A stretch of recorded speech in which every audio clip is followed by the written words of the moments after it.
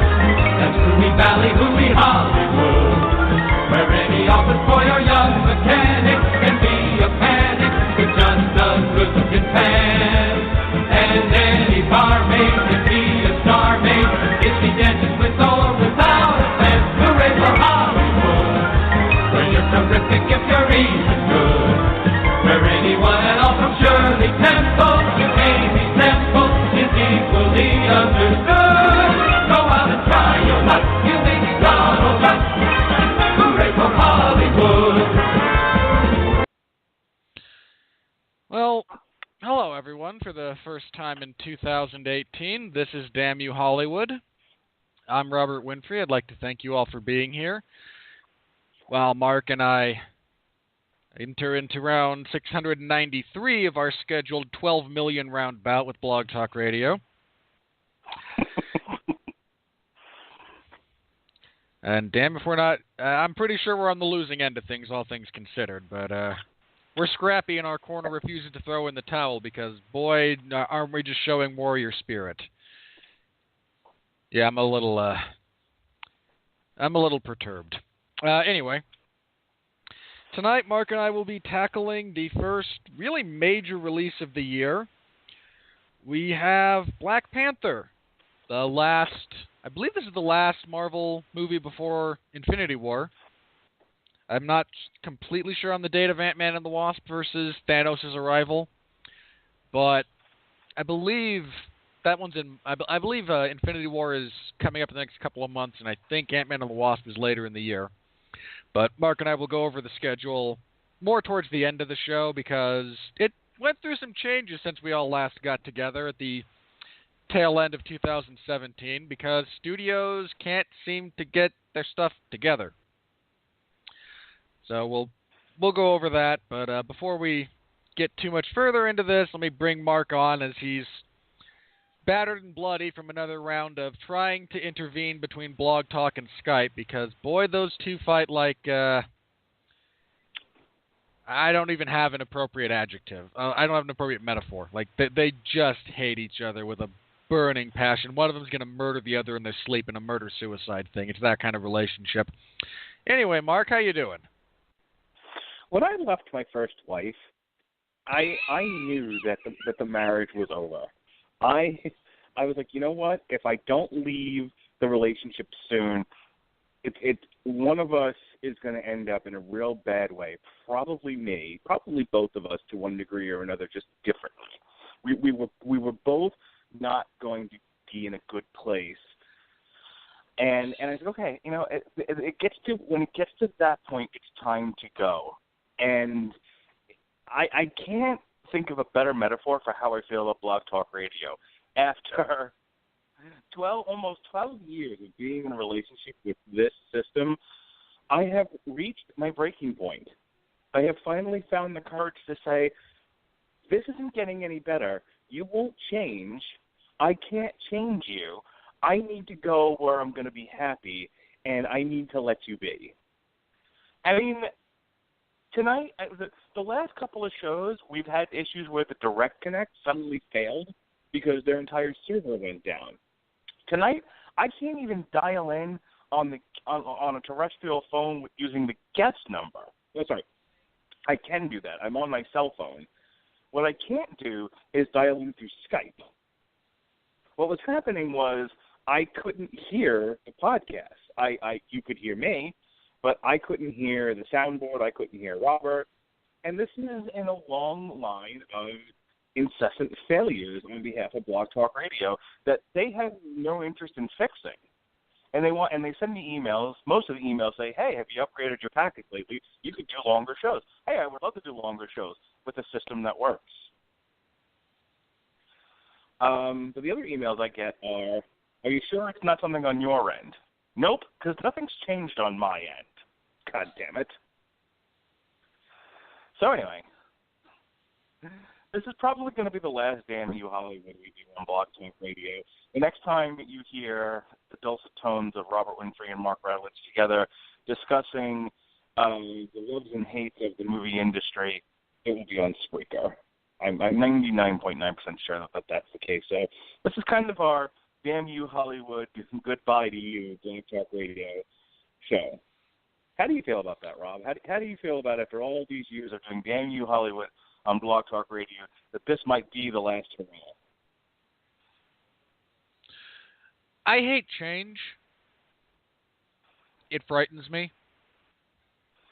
That's really kind of all I've got. Like I genuinely hate change, but do you see the necessity for this change? Look, you're the boss. I will do as if I had some major objection beyond my personal inability to comprehend that. Not inability to comprehend. My personal, wish that nothing would change because I don't like it. I like consistency. I like stability. I am averse to chaos and randomness and changes of any variety. I have a very specific set of psychological parameters that have led me to this place in my life. I could detail them if you would prefer, but this is not therapy session with Robert Winfree. This is Damn You Hollywood. But beyond that, I have no... if I had some cogent, coherent objection as to why I wanted to stay here, I would have made it already when you first put forth the idea of I've had all I can stands, I can't stands no more, and I have no coherent argument. It's every week. Every week there's a new problem with Blog Talk Radio. I can't take it anymore. I'd like to just be able to do my podcast and be done with this. We never have this problem with Google Hangout, by the way. That's not where this podcast is going. Just a thought. I mean, we could. There's nothing stopping us from moving to that, from using Google Hangouts instead. But if Spreaker winds up being a colossal pain in the ass, then you can find us streaming on YouTube in the near future, I'm sure. Yeah, we're going to be going very lo-fi. That's going to be option 3. Option 1, stay with BTR and continue to be in a abusive relationship. Option 2, go to Spreaker and continue to have a nice, polished podcast that sounds nice and looks pretty, and has a good podcast platform in which to broadcast from. 3 is going to be completely going lo-fi gorilla on Google Hangouts, where I just stopped caring after a while. It's on YouTube. Fuck it, go listen to it. I don't care anymore. No more. I don't have the time or the patience to do the editing that Jesse does, unless I make him do it. Jesse, start editing all my podcasts. That's not fair. He has a wife and children and a child, so that's probably not going to happen. But it's certainly out there as an option. To answer your question, yes, the Infinity War is the next chapter in the Marvel Cinematic Universe, followed by Ant-Man and the Wasp, which I believe is either June or July. It's summer sometime. Yeah, it's definitely summer. I should know this. hang on. July. It's actually July 6th is when Ant-Man and the Wasp comes out. And that's actually it for the year for Marvel Cinematic Universe movies. After Ant-Man and the Wasp is Captain Marvel, which I believe is next February. Hang on, I have them all on the calendar. I've already started scheduling 2019. Can you believe it? I can't believe you continue wasting your time after the myriad of times that you've put together a schedule. You feel good about it. We all agree on it. I continually have to talk myself against picking up a bottle of vodka on the way home. And then something changes, and you have to redo the whole thing. Like, you put more thought and effort into the scheduling of how we talk about movies than the people who release them do into their release structure. I really do. I take pride in my schedule. Captain Marvel is March 8th, and then I believe the next Infinity movie is probably it's May 3rd. And then after Avengers, I want to say that's it. I want to say that's all they've talked about. I mean, there's... it's not like Thanos is about to wipe out the universe or anything. Spider-Man Homecoming is July 5th. I believe that's the last announced Marvel movie. I mean, there's talks of Guardians 3 and all of that, but that's probably not... they're probably not doing anything. They'll wait for Comic-Con. All right. So, yeah, that's where we are right now. We're talking Black Panther tonight. Let's get into it. Yeah, I know you. I know what you're going to ask anything you want to bring up? Any major changes? And I mean, we haven't talked really extensively in a while. How you doing? I'm good. Kids okay? Good. Marriage on firm footing. The new work schedule is okay. I'm working 5 days. I'm working 5 days now instead of my 2 on, 2 off, and that has its ups and downs, but overall it's okay. The kids are doing great. Lily is doing great in school. Jonas is getting, raring up to start school in August. The wife is more or less happy. So, things are good. I joined MoviePass. I can tell you about that. That actually relates to this podcast. I joined MoviePass. I tried to get you to join MoviePass, but you're fighting it for some odd reason. Since I've joined MoviePass, I've seen Proud Mary. I don't know if seen Proud Mary is the right phrase. Slept through Proud Mary would be more accurate. I wanted to test. That's going to be that's going to be the name of Taraji P. Henson's memoirs. You probably slept through it. Oh, don't make fun of her. She tries so hard. Not a commentary on her trying. Not even a commentary on her ability. But seriously, there's a problem there. Well, it was early in January. I wanted to test my MoviePass, see how it worked. It worked fine, but I ended up picking a really late showing, just to see how everything worked. And by the time, and it was really early into my schedule. And now, if I go to the movies too late, I will start to pass out. So I have to, I can't see movies past a certain time. I was really struggling with that one. So that's not really a commentary on the movie. I tried. It tried. I tried. We all tried. So I've seen Proud Mary. I saw 12 Strong, which was fine. It was a good war picture with Chris Hemsworth. I've debated seeing that. Wasn't bad. What else did I see? Took the kids to go see Peter Rabbit. For the uninitiated, what is MoviePass? MoviePass allows you to see one movie a day, every day, for $10 a month. Now, it has to be a 2D. It can't be a Fathom event. And it has to be in the theater that actually accepts movies. You can't book your show earlier than a day in advance, so it has to, at 12:01 a.m., you can book for that day. But at 11:59 the previous day, it will not let you book for the next day. And I know that because I've tried. What happens is you now, unless there's an e-ticketing service. So I have 2 theaters near me. One has the e-ticketing service, and would you believe that MoviePass is not a sponsor of the show, ladies and gentlemen? But here we go. Has the e-ticketing service. I'm going to get to why I will not buy this service as soon as I want Mark to do this very briefly, just so I can then point out why I won't do it. Okay, great. Now I know why we're doing this bit. I'm all for it. Let's go. So with the e-ticketing service, you can book your ticket online, and it'll hold your place and your seat. And you go there, you punch in the confirmation code, and it gives you your ticket, and you walk in.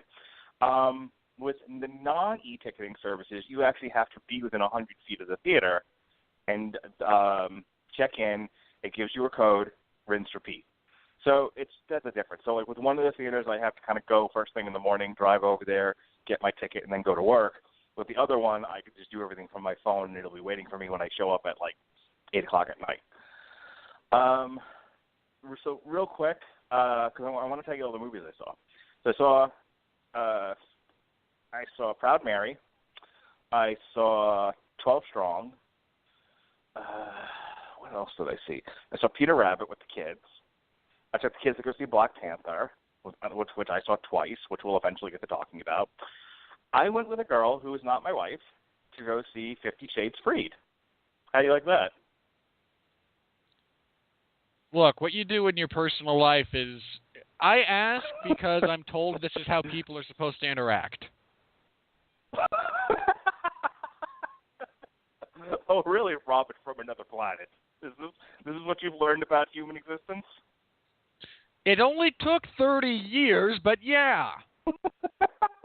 Wow, welcome to Earth. So, Robert, why do you hate MoviePass and everything about it? I don't hate it. I don't have a phone. You don't have a cell phone?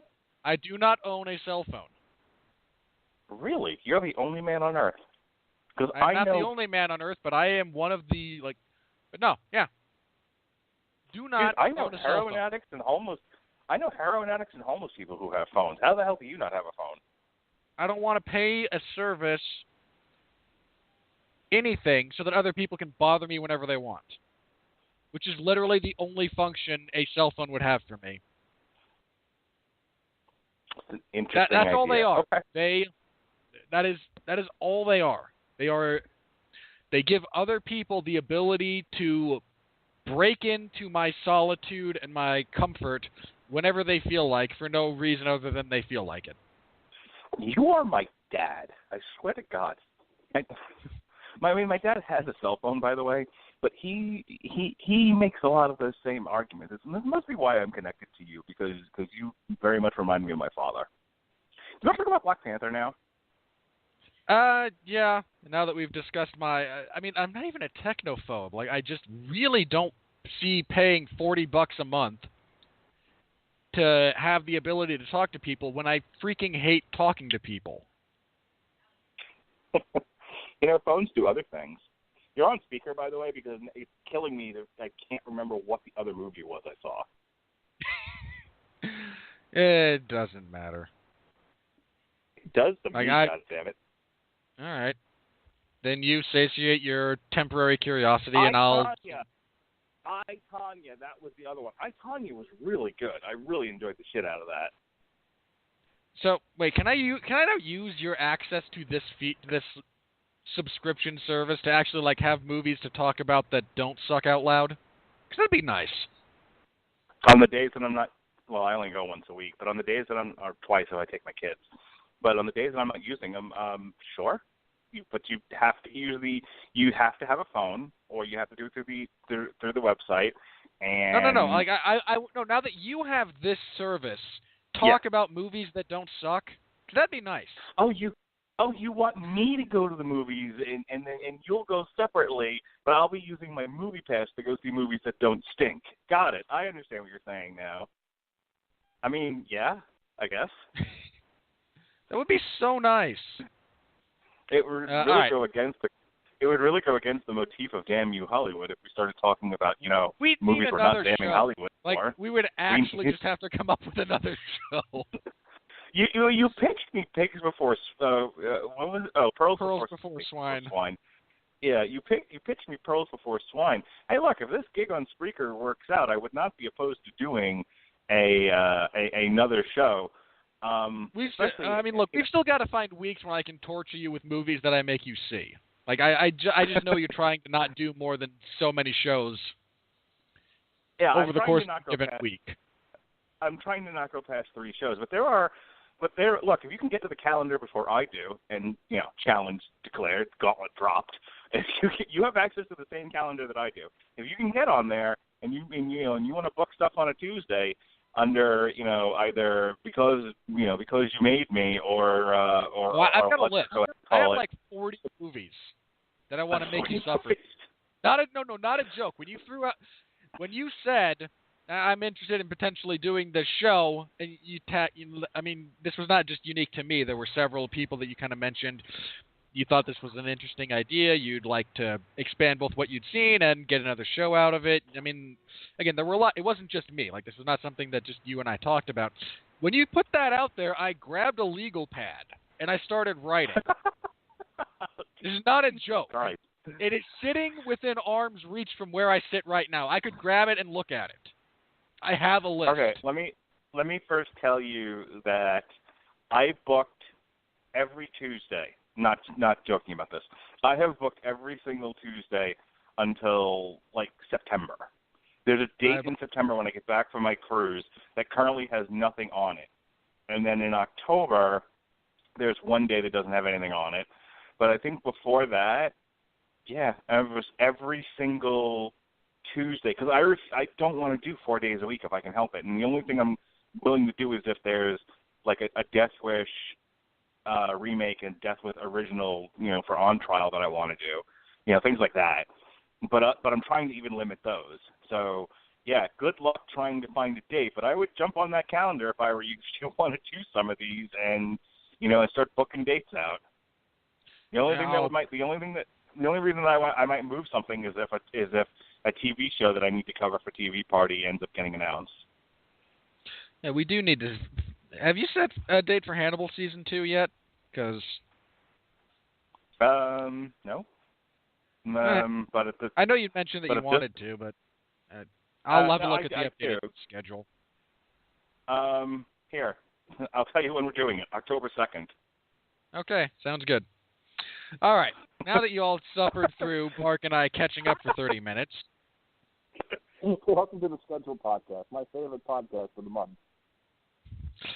Yeah, it's what Mark lives for. Again, tonight we are talking about Black Panther. Eventually. Mark, I want to ask you this before we do the plot synopsis. I knew why we put this on the schedule. It's a big Marvel release. So when I ask you what were your expectations going into this, I really want to focus that around the I don't want to say obscene, but the insane amount of buzz and hype and response that this thing was getting. How much did you buy into that?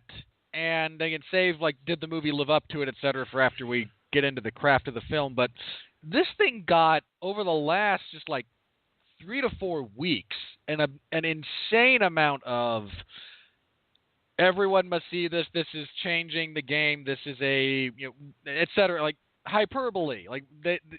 Critics suddenly became people who write copy for the UFC. Just hyperbole out the ass.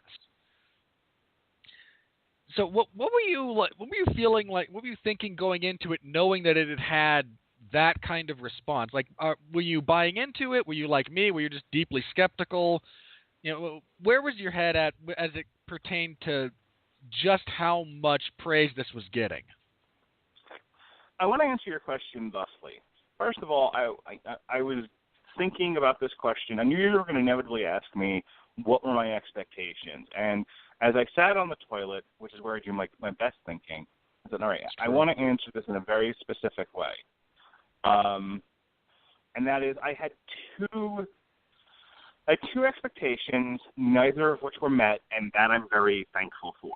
The first expectation was that there was going to be an Infinity Gem MacGuffin in this one because for two reasons I thought this. One, they haven't introduced yet where the last Infinity Gem is. Presumably it's in Wakanda, and I am presuming this because of the Avengers Infinity War trailers that feature a huge fight scene in Wakanda between what looks like the Chitauri and, the Wakandans and some of the Avengers. So, I assume it exists in the center of the vibranium that they're mining. It was part of the asteroid that fell to Earth. It's now just sitting in there.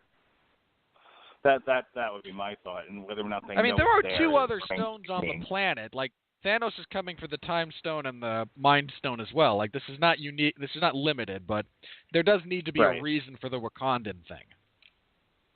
Yeah, so you figure that's where the last Infinity Stone is. Somewhere in Wakanda. And I figured they would introduce that in this movie, which is boring, and I don't want to see another movie that revolves around the MacGuffin, that is an Infinity Stone. Thankfully, that's not what this movie's about, so cross that off. The second thing I thought, and this is coming directly out of our experience with Thor Ragnarok, and as much as I like that movie, and if you'd like to hear old men screaming at clouds, as they debate the merits of Thor Ragnarok and the humor therein, go check out our Thor Ragnarok podcast in the archives. Thusly, not fucked up by Blog Talk Radio, if I remember correctly. God, those are the good old days. Anywho, I thought going into Black Panther that the new motif, that the new rule for Marvel films was going to be yuck it up. Laughs every 3 seconds. Apparently only when there's white people on screen. Well, we'll see what happens with the Avengers. Before I commit to everything's got to be a joke now. But I figured that was where we were going with these Marvel movies, and I was like, I hope not. I hope Black Panther, strikes a different tone, which it did, and I was grateful for that, and I actually enjoyed the tone that it did strike. But going into it, I was very much afraid that we were going to get more of the Thor Ragnarok thing, which is, again, cracking wise every third line. So those are my expectations, neither of which were met, and I'm grateful for it. All right. As for the movie, here comes your old plot synopsis, so if you want to be wary of spoilers, here's your warning. We open with a brief history of Wakanda. Again, this is a country in Africa where a vibranium meteor fell thousands and thousands of years ago, and they've benefited from having exposure to this super metal. It's not even really a metal. Like, you think of it as a metal, but it can do everything. Ultron made a body out of it. Like, this stuff can do anything. It's like the Force. It can do whatever the plot damn well says it can. And so we get a little bit of history about the tribes in Wakanda, their relationship with each other, the magical plant that has given the superpowers to the Black Panther. Not a joke, actual magical plant. You drink from it, you become superpowered. That leads us into what is going on with T'Challa, who we met in Civil War, when he was the most interesting and most logical and put together character on that entire movie. Well, meanwhile, Tony's having a breakdown that he won't actually act because Robert Downey Jr. doesn't want to. And Cap has to be like, guys, seriously, government is not the answer to everything, especially the UN. Do I have to bring up Rwanda? Really, it's right there. And here he is rounding up the last of the important elements of Wakanda that are out in the world because he has to be crowned king, and there's a whole thing. So he retrieves his ex. There's a crappy fight scene. Seriously, I'll get to it later. And he is crowned king. There is a challenge from one of the tribes, which he is able to overcome. And one of the first opportunities he is presented with as king is finally getting his hands on Ulysses Claw, played by the great Andy Serkis. And Claw has resurfaced because he is selling a hunk of vibranium that was identified by Michael B. Jordan in his desperate bid to get into a Marvel movie that doesn't suck out loud. And he's selling this. They try to capture him. The U.S. government is trying to buy it. There's complications. There's a car chase scene. They finally do catch him, where he then exposes to Bilbo, Barton Freeman, that's it, that Wakanda's not actually a primitive third world country. It's the most advanced civilization on Earth. They're just hiding it really, really well. Claw is rescued by, again, Michael B. Jordan, who's revealed to be the long-lost cousin of T'Challa. It's actually set up better than that. I'll do the plot point just later. And they wind up having to save Martin Freeman by bringing him to Wakanda after he's shot during the escape. Michael B. Jordan, who thought Killmonger was a good name? I mean, not just like from a screenwriting standpoint, but even writing comics. Like Killmonger, that's a name. Really? Yeah, sorry.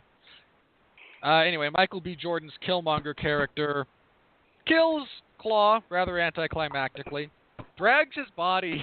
Do you people not understand how hard it is to drag a human body around? I seriously mean that. Like it's a constant thing in movies and television that makes me want to pull my hair out. He utilizes the body of Claw, who is hated by Wakandans for stealing the vibranium and blowing something up in the process and killing some people, like you do.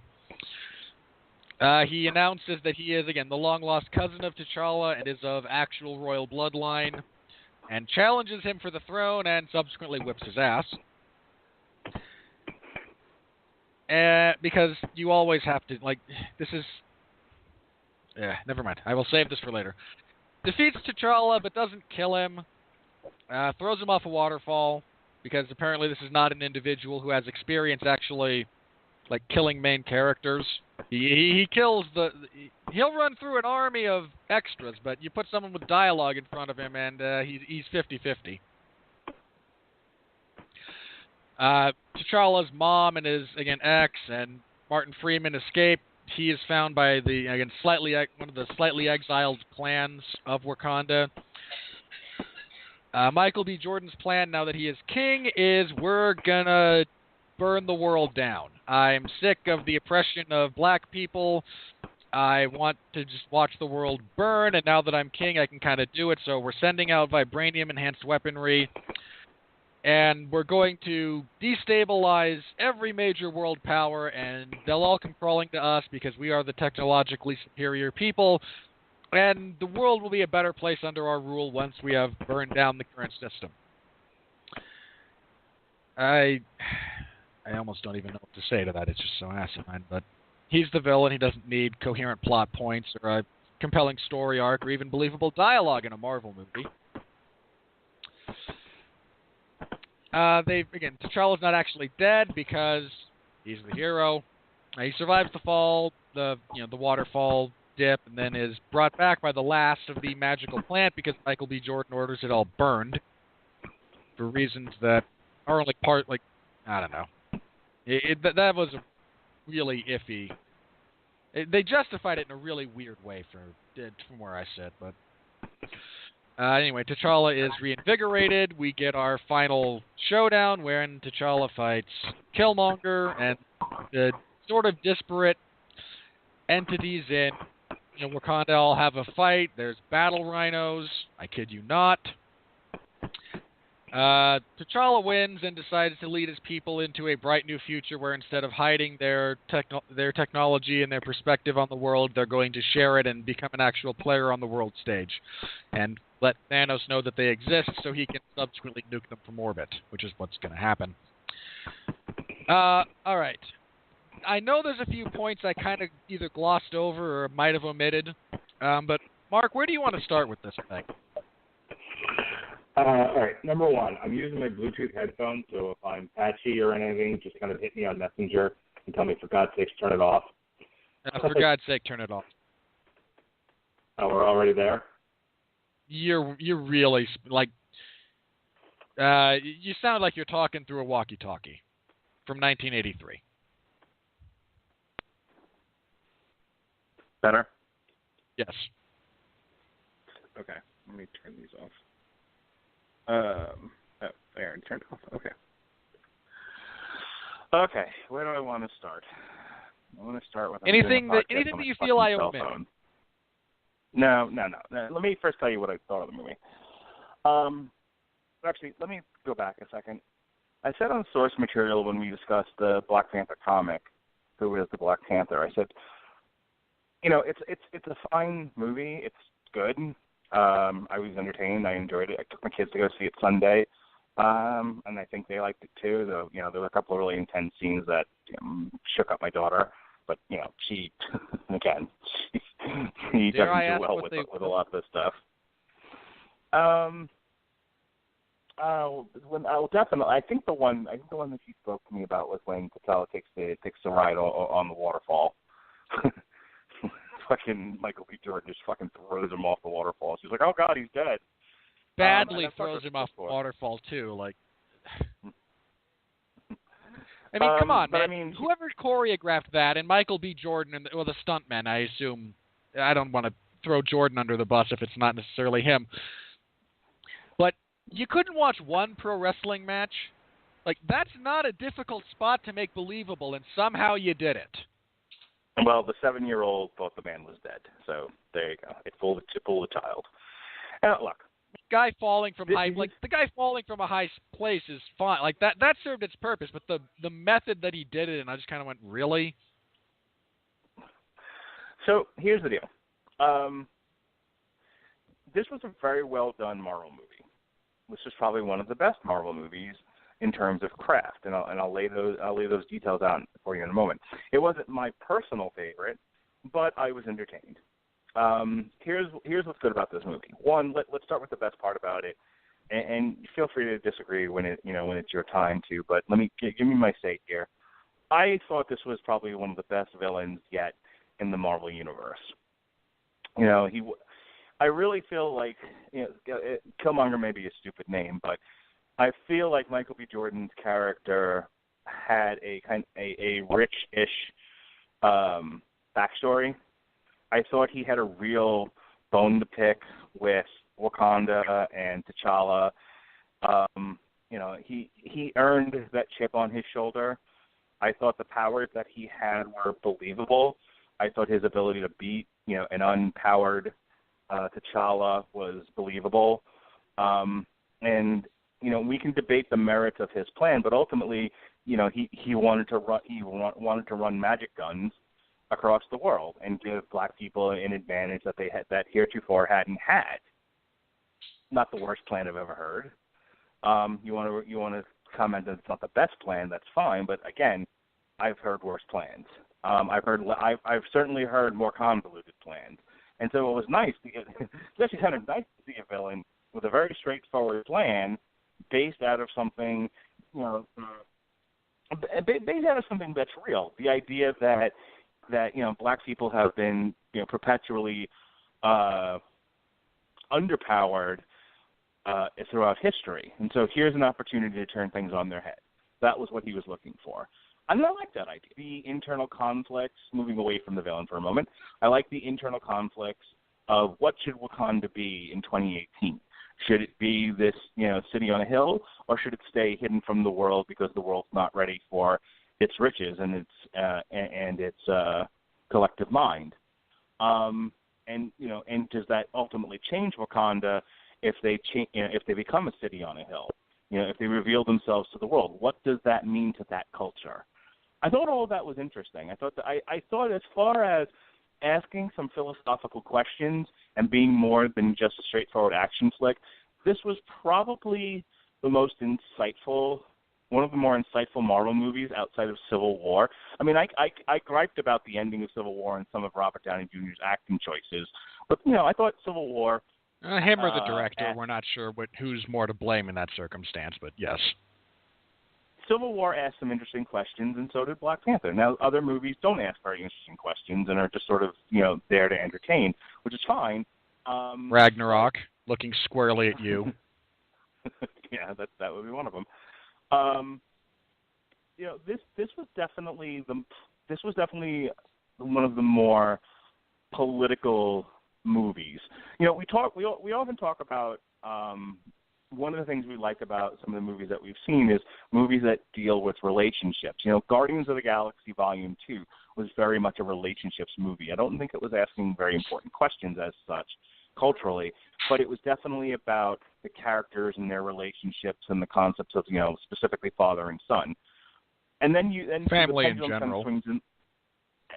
Then the pendulum kind of swings in this direction where this wasn't really a relationship movie. This was a very political movie. And I like that.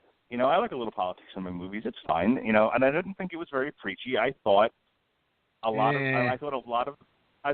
the questions were laid squarely at T'Challa's feet, and I thought Chadwick Boseman played a pensive and a character that was really struggling with those questions, and almost the resolution of the movie is him almost being pushed into, okay, well, clearly staying hidden results in possibly losing the kingdom. Maybe we need to take a chance here and try to be that city on a hill. So all of those things I liked. I didn't think there was a bad performance in the bunch. My favorite performance was probably Andy Serkis. I thought I'm so sad they killed him. Phenomenal. I am so sad they killed him. I was bummed about that. So sad. You have a villain who's actually got a bit of life to him.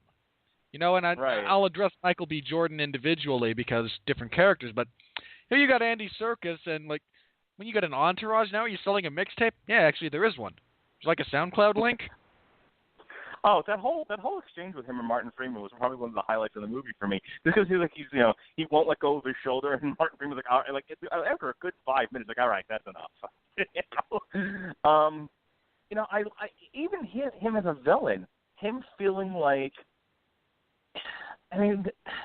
the Wakandans are a bunch of savages. I don't know how I felt about that, but the idea that they're hypocrites and that they're lying to the world, and that and that they've pulled the wool over everybody's eyes, and he's angry about it, and he's angry about what he's like, I stole a little bit of vibranium and they branded me. I liked all that about him, but again, he's not all mustache twirly either. He had a lot of life to him, and he was a very amusing character without being jokey McJokester. So that was good too. The rest of the supporting cast is fine. Lupita Nyong'o is fine. The woman who plays the general is fine. The only one who I thought had kind of a underwhelming performance was character's name. The one that I think he was just in Get Out. Hang on. It was the husband of the general. Oh, the Rhino guy. Yeah, Rhino guy. Just call him the Rhino guy. Let's go.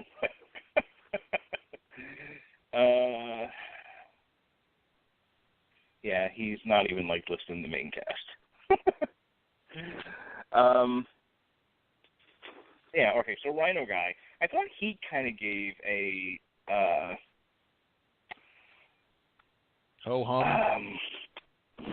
underwhelming. That was the word I used. I thought he gave kind of an underwhelming performance because he had an opportunity to I was talking to somebody else about this. There are people who are struggling with the idea, and this came out actually. Oh, this was in the Half in the Bag review, where they talked about how it takes a day for half the country to fall to turn against the king and fall into civil war. Well, okay, you're talking about two sets of guards essentially. You have the all-female guard that's loyal to the one general and ends up staying loyal to T'Challa and turning on turning on Michael B. Jordan, which made sense. And then you have Rhino Guy's army, which they're loyal to him. They don't really have a dog in the hunt as such, but they were loyal to him, and he turned on T'Challa because he didn't feel like T'Challa really put his all into getting Claw. Now, here's the thing about that. That went way too quickly. He gives them one chance to get Claw. All these years, your father did nothing to get Claw. I'm hoping things will be different with you. And it took one opportunity, and the guy got away. We had him, and he slipped through our fingers, and it's just that's it. I'm going to follow the first fucking imposter king that walks through the door. Need a little more here. That was a little weak. But then the general, since you brought that up, the general's conflict is much more real and believable. Because she was clearly rooting for T'Challa, and then when she thinks he's dead, her response is, I'm not going to overthrow this guy. I'm not going to start an insurgency. I don't like him. Right. I am loyal He's to the rightful king, and I am loyal to the country. Right. And whatever my reservations are, there is a... I mean, like, she doesn't side with T'Challa immediately just because he's alive again. He reemerges and says, you know, you win the challenge to the throne by either killing me or me yielding. I didn't yield and I'm not dead. Like, right. here's a sound, logical argument as to why, to you know, undermine your rule. And the person who is very into the rule of law and following that sides with the rule of law. Like, yay, you'd made someone who made sense. Like, congratulations. Why doesn't this other guy make sense? And the conflict plays out in the relationship between her and her husband. You know, it's like, would you really kill me over all this? He was like, you know, this isn't about you. This is about the country. It's the greater good. That's the argument she's making. This is for the greater good. You know, and luckily, you know, at that point he relents. But that's the thing. It was like all of his choices are underwhelming and lack emotion. His turning on T'Challa needed to be, you know, I said the same thing about, I hated the end of Civil War because of, that's supposed to be a really emotional moment when he realizes that Tony's Bucky supposed to go killed berserk. his parents. And instead right. and he's mildly annoyed. Yeah, it's a very underwhelming performance that doesn't match the emotional reveal of the scene. Okay, this is the exact same thing. If you're that angry that you're willing to follow this other guy to the point where you're willing to, you know, to institute a civil war in your own, you know, in this country, you need to be more on the edge.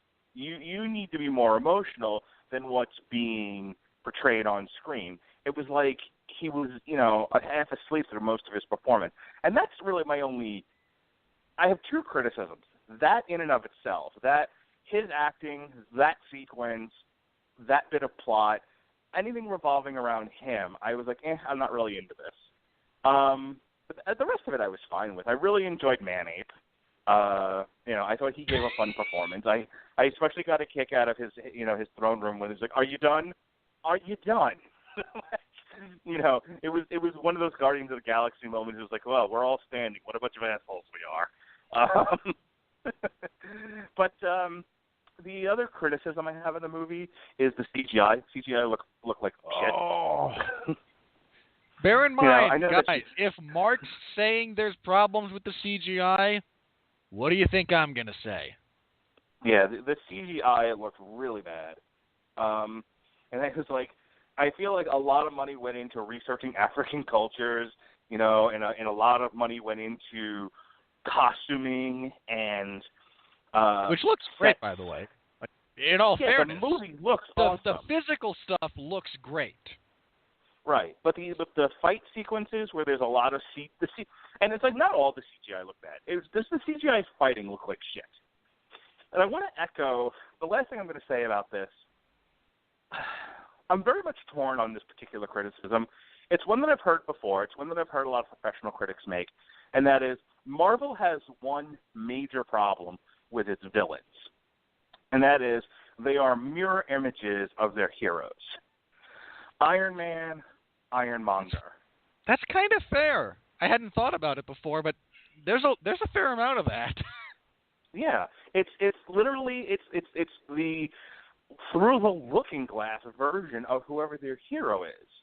You know, Guardians of the Galaxy didn't have that problem, obviously, but neither did the second and third Captain America movies, but the first one absolutely. That's very deliberately a plot point. You know, you have just like I said, some of the obvious ones were Iron Man, Ironmonger, Ant-Man, Yellow Jacket, Doctor Strange, Malekith, or whatever the fuck his name was. Not Malekith. You know what I'm talking about, though. Caecilius. Evil Wizard. Yeah. I'm trying to think of some other ones just off the top of my head. I'm trying to think of some other Marvel movies. Thor and Loki. Thor and Loki is very much, you know, just a slightly darker version of himself. What's that other one? Why can't I remember the name of that movie? Hela? No. I mean, sort of, but yeah, actually, now that I actually try to remember that movie because I don't want to, but yeah, Hela's very much, I mean, she is very deliberately, she's like Odin's firstborn. So, yeah, Right. yeah. I mean, not in terms of character because there is no character in that, there's no characters in that movie, but that's a whole, we had that discussion. So, without whipping up the list of 17 prior Marvel movies and picking up the mirror images, I will did do they that do because... it enough? Hulk I will and do the that. Abomination. Oh, is it Hulk and the Abomination? That's a big one. And I want to say that's where somebody first pointed that out. It was like, why do we keep getting mirror images of the same villain, of the same hero, as the villain? So anyway, and literally, I mean, quite literally, it's the villain.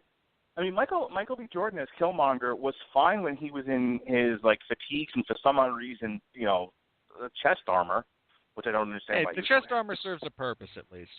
No, I mean the other one you had Age of Ultron, and I'm not sure if you'd call Ultron a dark mirror of Tony Stark, but I mean he's meant to be a dark mirror of the I Avengers. wasn't even thinking of that. I wasn't even thinking of that. I thought that was one of the exceptions. Again, like I wouldn't agree with that one. Spider-Man doesn't have that, but Doctor Strange definitely does. Mhm. Yeah, I mean, I'd even argue both like Iron Man 2 and 3. You still have that. Like you have Whiplash, who's very obviously meant to be kind of a demented Tony, and then 3 you have whatever 3 is. Like 3 is that movie we don't talk about. But yeah, so yeah, you that's quite a literally have real this... problem that they have. So I'm watching literally the same character fight himself, and the only difference between them is one has gold trim and the other one has purple trim. Other than that, it was like, who the fuck cares? Like, it's the same damn character. It was much more interesting when he was fighting Manape, or when he was fighting Claw. At least then there was some. I mean, the film is a visual medium. You want to see differentiation in the characters. When you're just fighting a clone of yourself, it isn't visually appealing.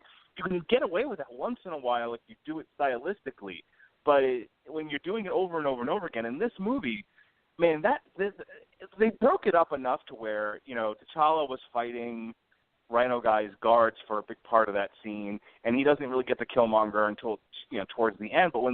But that whole, I mean, my God. Let me set this up. For those of you who haven't seen this movie and for some odd reason are listening to this podcast, let me set the stage. 2 characters, all wearing the exact same black outfit, in a cave on a black train track. What the fuck? Like, this was a color palette designed by a dog. As beautiful as this movie looks at times, this is the worst looking part of the movie, and I don't understand what possessed them to do it. I mean, that whole scene in the beginning when he assaults the, rebels in Nigeria to get his girlfriend back, like that, and then the final one, like really, really odd art direction choices. Well, it's like they saw Batman. They've seen like Batman movies. Like, hey, Batman wears all black and attacks in the shadows. Let's just do more of that. No, let's not do more of that. How about it's 2018. How about we use some color? Go see Ted Turner. He'll tell you all about it. Jesus Christ. Maybe they didn't add enough color with the cast. But hey, I'm the one that makes the racist jokes around here, buddy. Quit muscling in on my racket. I wanted to see how it felt. Doesn't feel so good. I don't know how you live with yourself. Very easily. I sleep quite well. So that's really it. I was a little jarred by some of the Africanism as portrayed in the costuming, specifically the guys with the extended lips and the discs. It like there's a part of me that just wanted to yell, "That's racist," but it's kind of not. Like, there are okay, there are African tribes that do lip disking. Like, what do you want? No, when that's it, like it's so weird that that's the culture we live in right now, where it's like, hey, that's racist. Wait, no, it really isn't, though. That's the culture. And if you had a culture that existed in isolation and was able to develop, that would probably not go away. And if anyone wants to question that, come hang out with me in the jail and see the people I deal with who are tattooed from head to toe. Okay? Just because you live in a modern technological society doesn't mean you don't, decorate your body in some strange way, shape, or form. So I don't want to. So if anyone's going to make that an argument, I don't want to hear it. I'm perfectly now willing to believe. With the amount of neck tattoos I see with Nazi symbols on and people with tattooed faces like Bam Bam fucking Bigelow, I'm willing to believe that in 2018, in an isolated African society, untouched by white hands, people would still be disking their lips. And that's what I have to say about that. I mean, people disc their lips anyway. Like, there are just people who do that. It's weird. Yeah. I don't get it, but... It was jarring at first for me, and then I was like, okay, sure, why not? Let's move on. It was like a momentary, like, huh? And then like, all right, sure, cool. Yeah, personally, I agree with Mark on the acting. It's all pretty solid. Like, there's nothing great, but it's all, and apart from one random dude, there's a solid effort put forth by everyone. I'm not going to call anyone out for sleepwalking. There's a couple of CGI sequences in this that just made me so sad. I just hurt. Again, that scene when he assaults the convoy, I'm like, who thought this looked good? Like, seriously, who thought this was a good idea? I know why you said it at night with a guy in black attacking people in camo. You're trying to distract the audience from how badly rendered the guy moving around is.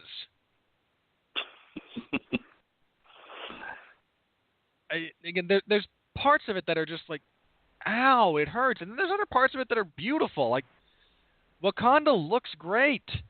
It seriously makes me wonder, like, okay, you can render these buildings and these, fictionalized sunsets and all this stuff. Like, this looks great. Why does your rhino look like crap? Why does this enormous rhino walking around a pen look like something out of a PS2 level graphics? Like, what are you doing? Why does this look like a zoo story? I feel like they spent a lot of money on making Wakanda look really pretty, and then they just ran out of money in the budget. Like we can't go over $200 million. Well, we spent $190 of it on the fucking making Wakanda look awesome. All right. What else did I have? I really just like the character of Killmonger, again, stupid name aside. There's a lot of, in many parts of this movie, there's a lot of stuff that, like, you really kind of wish they'd gone deeper on. Like, this character having an issue with Wakanda, and you know a little of his backstory, like, no, that makes sense. Like, he's one of the more logical Marvel villains. He's up there with, Stain, who just wants to be profitable before he starts spouting one-liners. Like, there's some emotional reasoning for what he does. There's some logistical reasoning. Like, there's some stuff that could have been interesting there, and you kind of glossed over it. And I'm not, as near as I can tell, it's to give more screen time to. I'm not even sure what got stretched. This is the weirdest thing. Like, this movie doesn't feel long, but it's long. Like. That's the thing, is like there was pacing issues with this movie. They spent a good hour of the movie just getting you invested in Wakanda.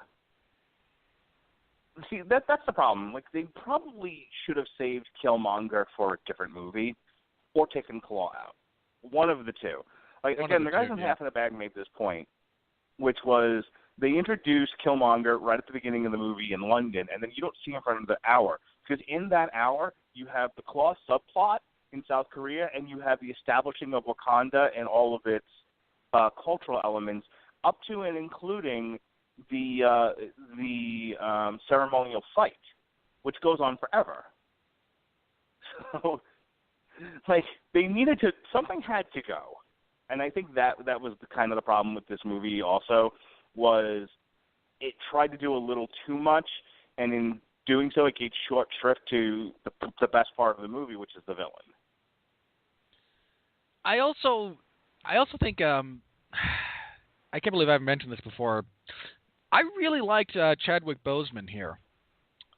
He does a lot of, and this is the weirdest thing, because he's not a reluctant leader in the traditional sense of, because you see that a lot, like, no, anyone but me, I really don't want power. Well, you're the only, and then, like, terrible things happen, at which point Hero realizes, no, I'm literally the only qualified person to do this. Well, my life sucks. Because he is not that. Like, this is a guy who knew for a long time this was coming, wasn't happy about the circumstances, because, again, his father was murdered. Like, no, I really didn't want to be in charge because you got blown up by a psychopath. Makes sense to me. Well, wait, you got blown up by, wait, hang on, let's just damn you, Hollywood. You got blown up by Suddenly Zemo. Yeah. It's been a while. Come on, give me credit. Give me a break. I appreciate it. No, and so he has not really had time to formulate what he's going to be like as a ruler, and there's a lot of his internal conflict. A lot of his dialogue is actually just, when he talks with one extreme, taking a more moderate standpoint, and then when he talks with the other extreme, trying to figure out what he wants to do, and then fecal matter hits the ventilation system, and he is deprived of the opportunity to kind of find his own way. But I like the way he played it. That goes back to Rhino guy having really insufficient motivation for turning on Black Panther. It was like his he should have been telling him at the time, like when they're walking around the city and he's petting the rhino and all of that. That was an opportunity for him to talk about, now that you're king, are you going to introduce us to the world? Don't you think we should take more of a world stage? Like, a lot of hey, black people are suffering. Don't you think you should do something about it? Because Lupita Nyong'o talks about that, but that's framed by their relationship.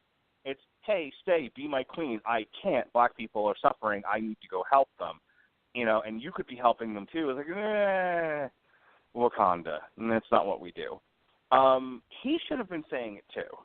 And he should have been more forceful about it, and that should have been framed a little bit more revolutionary. That should have been like for years we sat under your father's rule while he watched black people, and he should have been naming things. He should look at how could you turn a blind eye to the Congo? How can you turn a blind eye to Rwanda? These are all places. These are our neighbors, and we just watch them suffer. This is your opportunity to create a shining city on a hill here in Wakanda and help our brothers and sisters, if nowhere else than in Africa, where they need us the most. And then then have that be echoed later by Killmonger.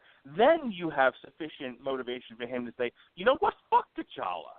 We're with this crazy asshole.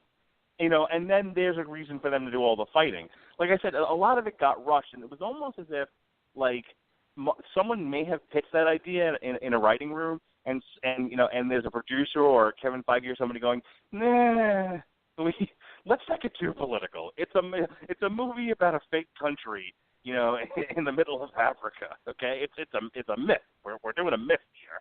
Let's not get too crazy. But you're assuming Kevin Feige can pronounce myth.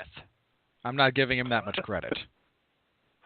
I feel like the biggest detriment of the Marvel movies is that they dip their toe in social commentary, and then they go, it's a comic book movie. We don't want to annoy people, So let's get with the fighting. Yeah, they always come right up to the edge. Well, most of them, like the good Marvel movies, come right up to the edge of something interesting, and then like a 5-year-old on the high dive, just no, I can't do it. Well, there's all this I refer to Black Panther as this year's Wonder Woman. It's the movie everyone wants to call a triumph for a particular minority, and it really isn't. It in no way approaches that. And in both cases, you had opportunity. Look, if Wonder Woman didn't really say anything about what it is to be a woman. It was about a particular mythological woman and her kind. And it talked more, and it talked more about the nature of man than it did the nature of woman. In terms of war and all of that. Black Panther, again, it talks a little bit about the nature of historically of Africans, and then it runs as far away from it as humanly possible, and it just becomes another superhero movie. That's not a triumph for black people. This is also not the first black. This is also not the first movie with an all-black cast. This is. It breaks a lot of records in terms of being firsts. It grossed amount, this amount of money, and we'll talk a little bit about when we get to the money eventually. We'll talk about all of its records that it broke, but those are the firsts. As far as it being any kind of a cinematic milestone, it's not. But people want to call it that because of the same reason they wanted to call Wonder Woman a cinematic milestone for women. It's horseshit. Yeah, I wasn't going to comment on the criticisms of this movie that I was seeing until I actually saw the movie. So, hey, why be reasonable, right? Then after I saw it, I understood two things, basically at the same time. One, I knew exactly how this movie got such a high score on Rotten Tomatoes, and I do want to talk a little bit about the asinine decision-making that Rotten Tomatoes made around this movie as a product, as a website that provides an aggregate service. Like, some of the decisions they made about the information they took in about this movie were the height of stupidity, and I want to yell about that in a minute. But there's not a whole lot wrong with this movie. Like, and aggregates are done on pass-fail, especially Rotten Tomatoes. Is this movie a pass or a fail for me? It's a pass. It's a solid pass. Like, I have issues with it. Like, there's issues of writing, there's issues of pacing, visual issues, but none of it is enough to detract from the movie being what I would call a successful film in, artistic and craft standpoint. From an artistic standpoint, from a craft standpoint, it's a successful film. It is a pass on those levels. And I'm okay with, I'd be okay with, 97% of people who saw it gave it a positive review. I can see that. Doesn't bother me one bit. And I also realized that every single reviewer who had heaped effusive praise on this was absolutely full of shit.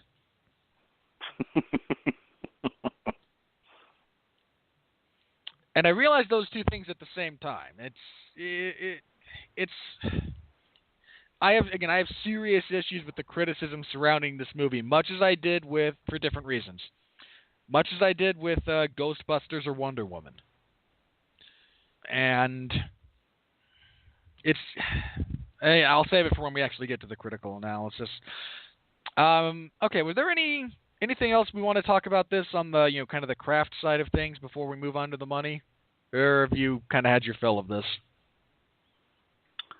No, I mean, really, just to go back to Andy Serkis, he was my...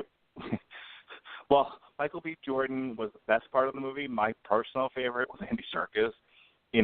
He's not totally chewing scenery, but he's having so much fun as that character. And it's a throwaway character in the Marvel universe. My memories of Claw. My memories of Claw in the comic books is very limited. Like, I know he shows up in Secret Wars and a few other places, and and you just need to listen to our most recent episode of Damn You Hollywood. He also shows up in an Avengers game in a really, really funny place. Why should it go as well? Just listen to source material. You'll get the gag. In any case, so they took a nothing character and made him a lot of fun, and that's all Andy Serkis. And I wish Andy Serkis would just have all the war just dumped on him. He's such a good actor, and he was so fun. And if the movie moves a little slow in the beginning, criminally underappreciated.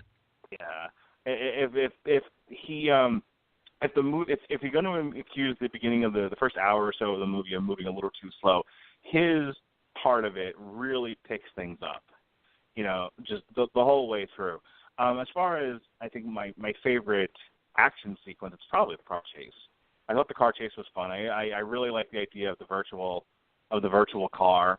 The virtual remote car, and when it crashes, she falls out of it and everything. That was a lot of fun. Actually, the girl who plays the sister, I really enjoyed her character too. She has a lot of great lines. There's a lot of, Let me quick draw a distinction, and then we'll close on this. As much as I enjoyed Thor Ragnarok was a little too cheeky and a little too jokey, and you can do humor without being Shecky the Clown. Here's an example. Hey, Auntie. Okay, that made me laugh. Because here you have this character who's very serious and very biting, and he's challenging for the throne and everything. And in the midst of all of that, he takes a moment to kind of stick it to T'Challa's mom by calling her Auntie, which I thought was hilarious. That's funny. And it's funny without being overly jokey like Ragnarok was.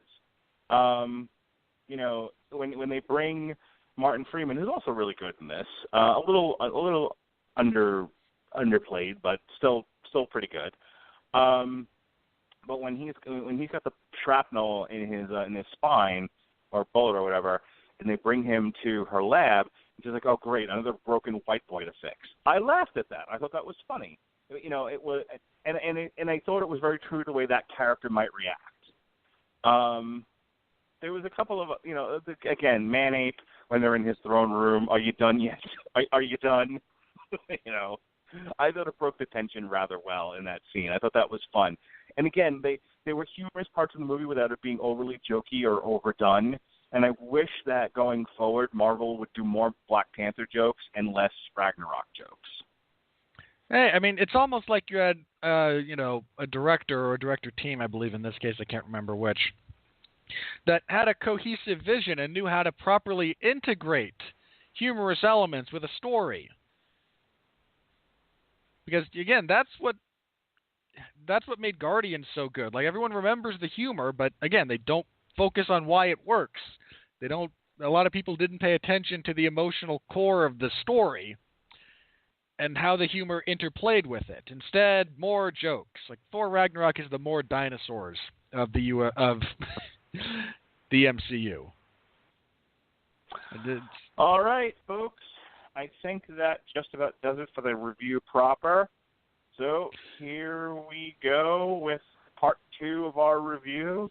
Here come the money. Here comes the money. Here we go. Money talk. Here comes the money. Money, money, money. Dollar, dollar. All right, on a $200 million budget, this movie has grossed as of this recording, $426 million. It is the number one movie in 2018. If you'll indulge me for just a moment, I want to do a quick recap of 2017 because it's been a while since we talked about it, and there's been some worthwhile changes to discuss. So just really quick, I want to tell Robert Winfree that the number 5 movie of 2017 is Jumanji, Welcome to the Jungle. It's getting a sequel. Whee! Why would you laugh about that? Like, seriously, like, what are you trying to rub my face in this? Why? Yes. Like, yeah. Because I didn't have any particular so hard on this. I didn't have any particular antipathy towards Jumanji. I didn't like it, but I didn't think it was terrible. After you saw it, going into it, you would have preferred if I had kicked you in the balls before going. To be fair, Jumanji. if I could retroactively have you kick me in the balls and not see the movie, I'd probably still take that trade.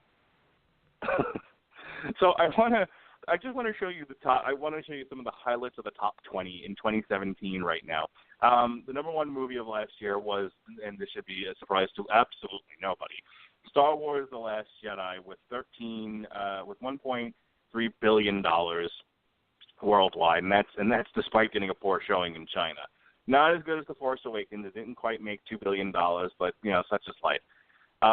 Second place was Well, of Beauty course and the not. Beast. People thought about this one critically, as opposed to simply flocking and fawning over it like your average J.J. Abrams project. Hey, here's this shallow, heartless thing, but it's shiny. Ooh, look at this. It's so good and shiny. Like, no, shut up. You suck. With the additions of Jumanji and Star Wars and Thor, all three of those pushed Wonder Woman to 10. So Warner Brothers has one movie in the top 10, and it's number 10 for the year. I have to imagine people involved with DC and Warner Brothers are hard drinking right now, especially because Justice League got pushed out of the top 10. I don't know if he made it into the top 10, but it got pushed down to 14. By the way, behind it. It didn't pass it. Okay. Hey, it was a darn good movie. I'm genuinely annoyed that you and I didn't get to talk about that. Oh, it's getting a sequel. I'm sure I'll end up seeing that. No, you'll conjure another hurricane just to piss me off. I'm not a weather wizard. So yeah, we have Star Wars at the top, then Beauty and the Beast, and then Fate of the Furious, which has been either 2 or 3 the whole year. Despicable Me, and then Jumanji surpassed everything to make $908 million and come in at number 5 for 2017. Then Spider-Man, then Wolf Warrior, then Guardians, Thor, which settled in at number 9, just behind Guardians, and then number 10 for Wonder Woman. God, if you're the people at Warner Brothers, and then Fox for a second, which is in the process of finalizing their sale to Disney, their highest-grossing movie still only ranks at number 15 for the year, and that's Logan. That's just sad. No wonder to be fair, Logan's a great movie. I mean, yeah, but you as a movie studio with all the movies that they produce couldn't do better than $616 million. Your competitors did anywhere from $700 to $1 billion. That's not good. That's not a good look. No, like the fact that they couldn't get anything other than Logan. It doesn't help that the Oscars decided to be stupid about.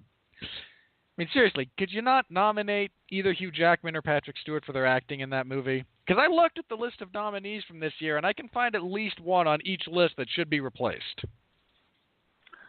So back to 2018, worldwide, if we have got Black Panther, followed, and then behind that, Universal's 50 Shades Freed. I'd like to go ahead and recommend 50 Shades Freed to all of our listeners. It was a fantastic movie. It's a wonderful tale about a man and a woman in the first years of their marriage and all of the trials and tribulations therein. 50 Shades Freed, ladies and gentlemen. Go see it with the one you love. Mark, there are people who will take you seriously about that. And why should it go as well? Behind 50 Shades Freed, which I highly recommend, is The Maze Runner. He doesn't. Seriously. He does not recommend that movie. I sure do. The Maze Runner with $269 million. Paddington 2 with $213 million, and then Insidious is number 5 with $164 million. Everything after that is less than $100 million. It's not even worth talking about. So here are the records that Black Panther broke. I'm just going to read this off. This is coming from Fandango.com. Black Panther break. Oh shit, that's the wrong article. Damn it. Wait. Should I make a bad joke there? I suppose. It's not Fandango, Mark. Come on, you watch more wrestling than I do. You have to know where I'm going with this. Oh, I haven't watched SmackDown in so long, unless I'm there live. So I don't know what's happening with Fandango and Tyler Breeze these days. Wait, he's still on the roster? Yeah, they're the fashion police. Genuinely didn't know that. No, just like I have loose memories of him insisting that his name be pronounced stupidly. Fandango or something like that? I don't know. This is a terrible bit. Let's keep on. Black Panther breaks. Anyway, the list of records Black Panther broke. I believe it will be the highest grossing, like February release, the highest grossing over a 4-day weekend, highest grossing over President's Day, this one in particular. Highest All right. grossing. Okay, go ahead. I got it. I'm guessing. All right, so I'm abandoning Fandango, and I'm going over to Forbes. Biggest February opening weekend, biggest non-sequel opening weekend, biggest solo superhero launch of all time, biggest Friday to Sunday opening weekend for a long holiday, biggest long holiday opening weekend, the biggest opening weekend ever for any movie not directed by a white guy, biggest grossing movie in North America directed by a black filmmaker, biggest pre-summer opening weekend, biggest Monday gross, second biggest comic book superhero opening weekend, second biggest Sunday gross, second biggest 4-day gross, third biggest non-summer opening weekend, fourth biggest Saturday gross, fifth biggest opening weekend of all time, 25th biggest comic book movie of all time, 26th biggest superhero movie of all time, and this will all be undone once The Avengers comes out in May. It might. It will. So, going over to Box Office Mojo, it's top openers in the Marvel Cinematic Universe across the board. Opening weekend, Age of Ultron had 191 million. The Avengers had 207 million. Civil War had 179, and Black Panther comes in at second place with 202. So right now, still the biggest opening weekend ever for a Marvel movie is The Avengers, and then Black Panther is the number 2 opening weekend one. So there you go.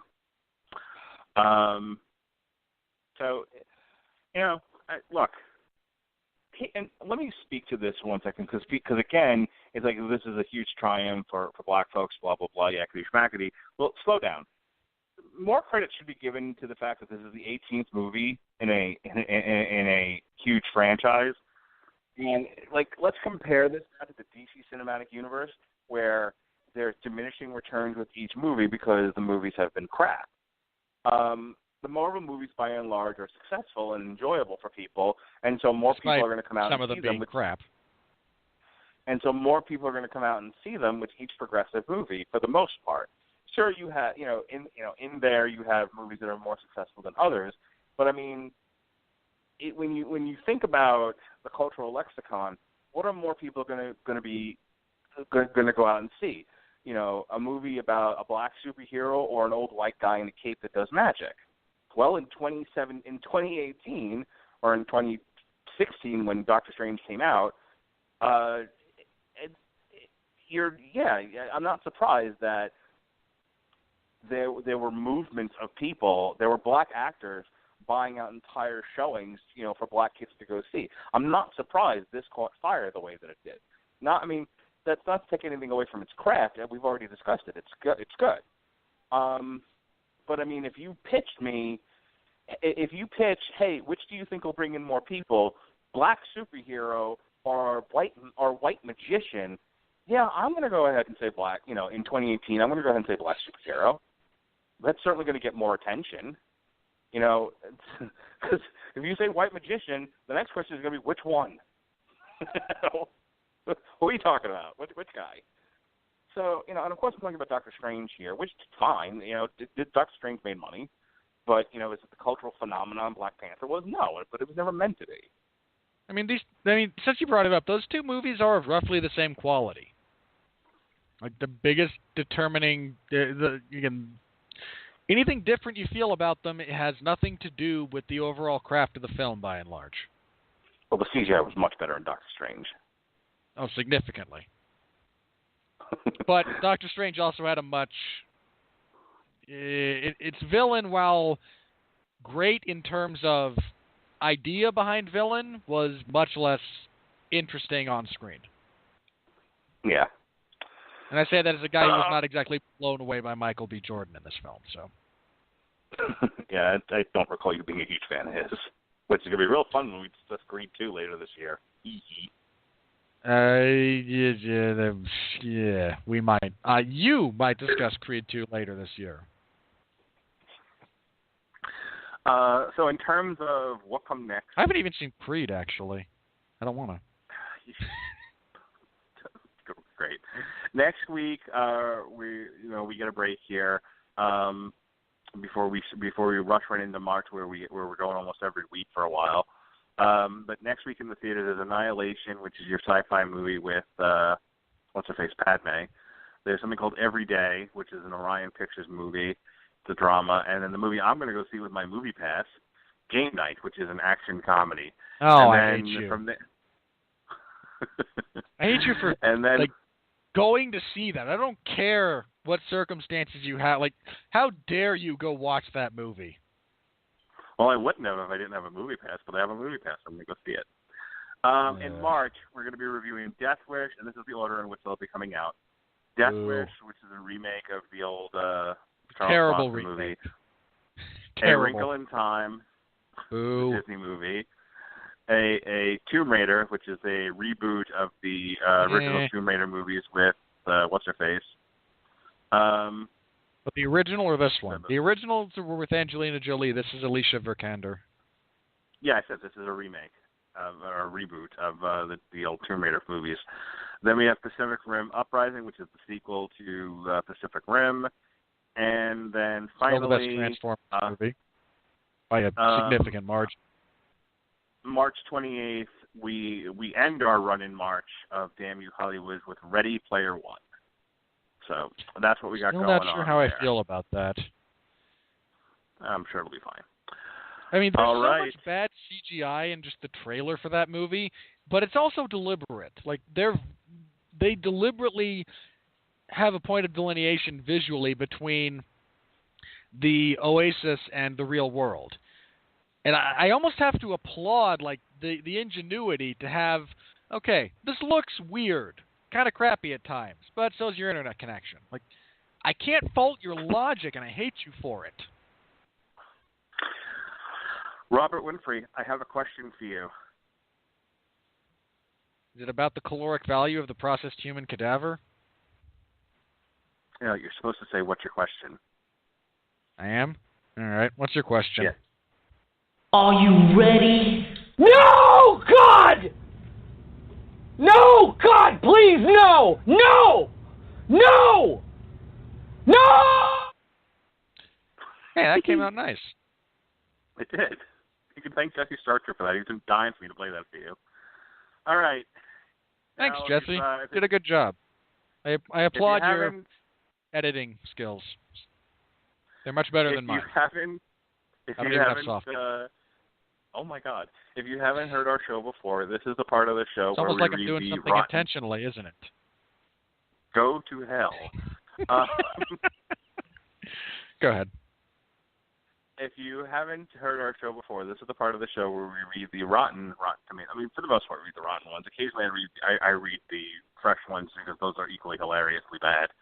In this case, I'm going to read all 11 because there's only 11 because it's one of the highest rated. Wait, you mean Rotten Tomatoes actually let 11 negative reviews of this thing be published on their website? Yep, there are 11 rotten reviews on Rotten Tomatoes. I'm going to read them all here, and then this is the part where Robert Winfree tells the critics they do shitty at their job. Here we go. They are. You ready? They so are. Jordan Rumi of World of Real says Black Panther doesn't live up to the hype. C+. Considering the hype this thing had, I'm going to agree. Like, there were people calling this... That's not altogether unfair. Like, no, that's fair. Like, that's a very fair review, and probably roughly a fair grade, all things considered. It might have been a little... again, like, if I were doing a letter grade, this is B. Maybe B minus. No, that's what I would have given it. This is absolutely a solid B, and it definitely loses points for the terrible CGI at times. But, I mean, everything else, I thought, minor gripes aside, I thought it was a solid movie. Again, a passing grade is perfectly acceptable in this instance. Like, I actually can't yell at that guy. I tend to agree with him. That's a fair criticism. Baron of the Arts Desk. What's the problem? Well, there's way too much expository dialogue, and there are too many turgid flashbacks. The hand-to-hand fighting and battle sequences are now so formulaic and predictable in the Marvel films that the adrenaline just doesn't kick in. 2 out of 5. I'm struggling to find anything negative to say about that, too. I think this is ridiculous. I thought the too much expository dialogue, I thought that was a perfect opportunity for you to yell, "What's the matter? Did you get bored, Binky? Did your ADHD kick in?" No. The complaint here isn't that there is exposition. It's that there's too much of it. And, I mean, we both said, there's a whole hour here that could have been, trimmed and reused that is mostly exposition. I can't yell about that. If this guy had specifically mentioned, no, I didn't like A, B, and C, then maybe, no, you actually need A, B. Maybe not C, okay. but that's a whole other thing. If you can't disagree with him, I'm not going to make you. It sort of ruins the bit, then, doesn't it? Ed Power of the Irish Independent. Black Panther spirals into a stodgy tale of internecine feuding, in which T'Challa is required to come to terms with the sins of past generations. What he doesn't get to do much of, get him, Winfree. What he doesn't get to do much of is jump around beating up bad guys. That's the shame. 3 out of 5. Wow, an Irish newspaper didn't care for a black movie. Who'd have thought? Seriously, though. That's racist. I hate everybody. I don't care. No. How dare a movie not actually have characters and interpersonal relationships and stakes and politics? No, I want to see the guy punch the other guy in the face more. Wah. There's a Michael Bay movie coming out at some point in the next year. I'm sure you'll be thrilled to see, you drunken Irish bastard. How sauced were you when you went into this movie that a guy dealing with mourning the loss of his father and his relationship to his country and their country's relationship to the world, and an angsty but also not entirely incorrect murderous villain doesn't actually stimulate your senses. Instead, no, I want more of the punching. I want my exposition front-loaded into scrolling credits, and then I want to hear Wookiee screams and blasters go off. You are a terrible person. There we go. Now we're cooking with gas. Ernesto Diaz-Martinez of Cine Vertigo. The problem is that this laudable political discourse ends up drowning a film that has its best moments not around the noble T'Challa, but around the great villain of the film and the only true star of the whole movie, Michael B. Jordan. 1 out of 4. Yeah, no. I agree that this one gets a little preachy on the politics. That's fair. That's a fair criticism of this movie. Michael B. Jordan is not the only star of this movie. He's not even the best part of this movie. He is really underwritten. And I'm told he's a capable actor by people who have seen him in other things. Everything I've seen him in, it's been... Shut up. I suffered through that, just like you did. You don't get to joke about it. But a dream. Yeah, no. Go ahead. People who have seen more of his work tell me he's a very capable actor. I don't know how he chooses his roles. These are poorly written. In this case, it's not badly written. It's just severely underwritten.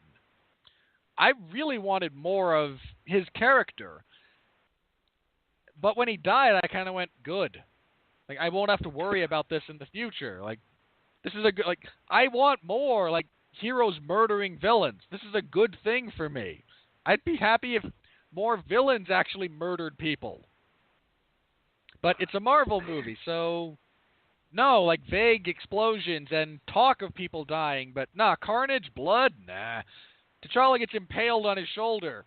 No blood. Claw gets shot in the torso 3 times, and there's a vague stain, but it doesn't even really spread. It's this is so sanitized. He can't even get over as a murderer because, well, that's pretty tepid murdering. I mean, look at the scars. Each scar is for a life he's taken. How about I just watch him kill somebody in a slightly more satisfying fashion? I don't need the scars. Let's have a blood spray when he shoots, poor Andy Serkis in the chest 3 times. That'd be enough. Okay, Killmonger. Jeff Beck of The Blue Spot. Black Panther was certainly an intriguing idea, but with its fundamental defects, it just isn't able to achieve the heights it desperately tries to reach. 2.5 out of 4. I mean, I actually question whether or not it desperately tries to reach them. Like, this is... Maybe I have fatigue when it comes to the Marvel movies, but this is a very Marvel movie. I was going to say, I feel like it was desperately running away from the heights it was potentially trying to reach.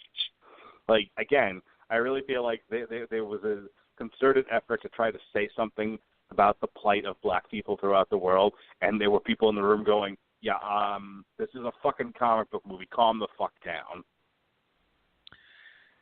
Yeah, like, that, and I feel like the writers, and apparently this is a real thing, like, the writers were just kind of like, man, wouldn't things be great if Obama was still president?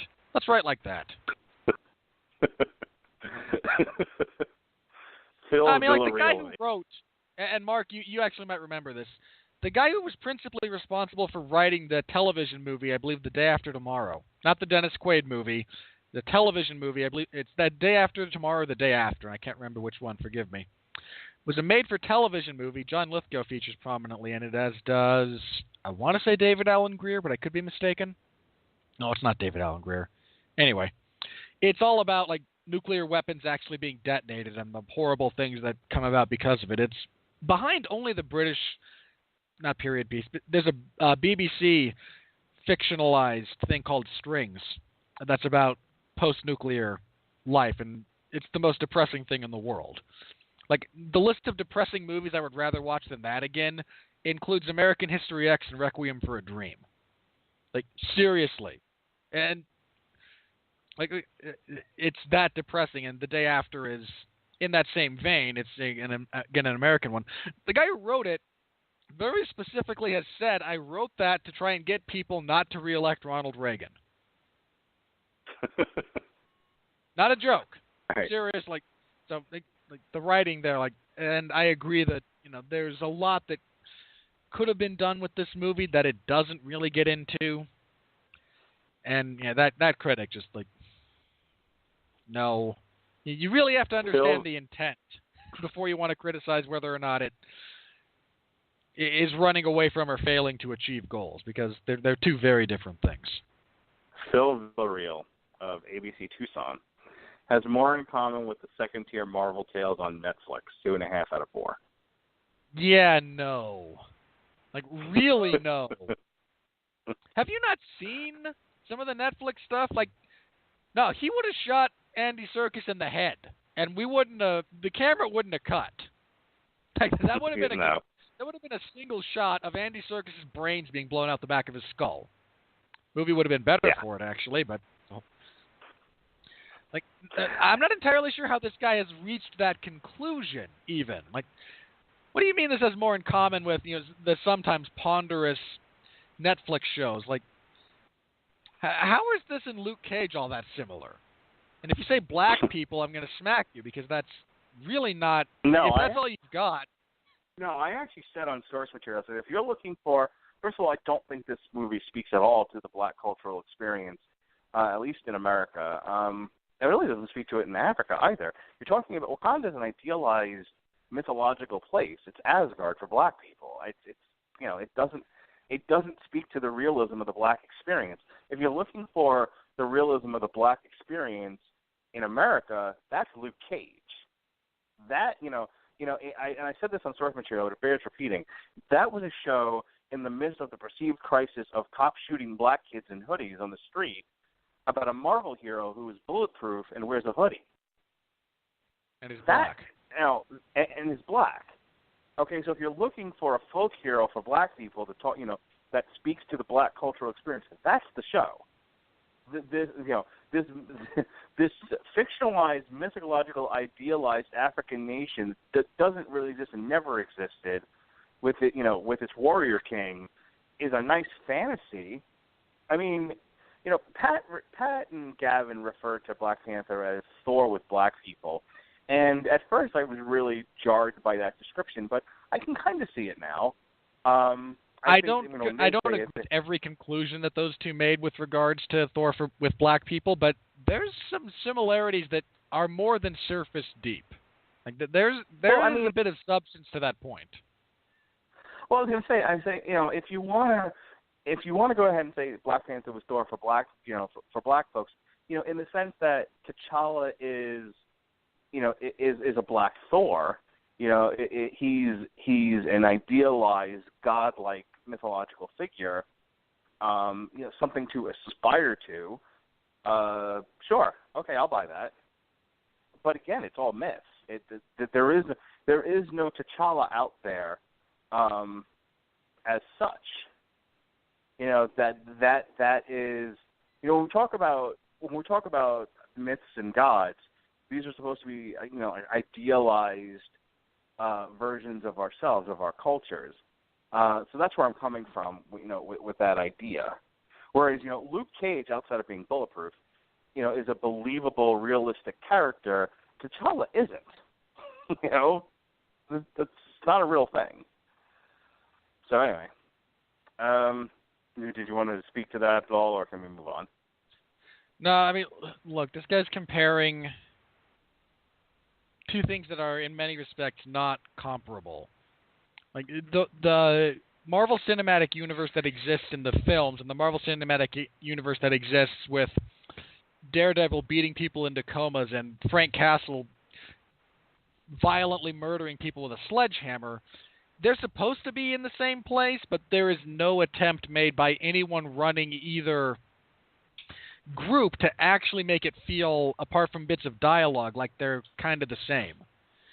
Like, the Defenders featured Manhattan being rocked with earthquakes and nearly being somehow destroyed by mining operations in Kunlun. I didn't write the damn thing. Don't yell at me. And for some reason, like, all these superheroes who either are based in the immediate area or are native to New York do nothing. Yeah. Like, apparently Iron Man was busy that day, as was Spider-Man. Again, like, there's some pretty serious lack of overlap, and this is very clearly within the movie portion of the cinematic universe. If T'Challa were on Netflix, again, there'd be a lot more murder, which I'd be okay with. The villain would have had more time and would have been better, because, seriously, the Netflix series does that really, really well. And it probably would have crashed Netflix servers again, because Luke Cage did that. Well, hashtag black folks. All right. AV author of NYC Movie Guru, an insipid, soulless, and overproduced bore. Oh, come on. Like, I might be convinced that you were bored. I can see that. Again, I assume you have the attention span of a goldfish, but I can reasonably be persuaded that you as an individual were bored by this movie. And again, there's pacing issues. Not going to pretend there aren't. Calling this over-reduced? This is 3 hours long. If anything, this could have been reduced more. Like, no, this is not over-reduced. And it's really not insipid. Like, I get that you think that's a good word, and it is. Try to use it correctly. Like, it is not what you are trying to make it here. If you want to say this movie is overly preachy, I might think that you're overly sensitive to being preached to, but I can see the point at least. It's not insipid. No, it's far from insipid. Vicky Roach of the Daily Telegraph Australia. The plotting is predictable, and the action sequences, for the most part, unengaging. Black Panther is a major disappointment. This is yet another critic who is mad they have to go see a Marvel movie. I'm really torn here because while that's a fair thing, like, no, this is predictable. Yep. Yes, it is.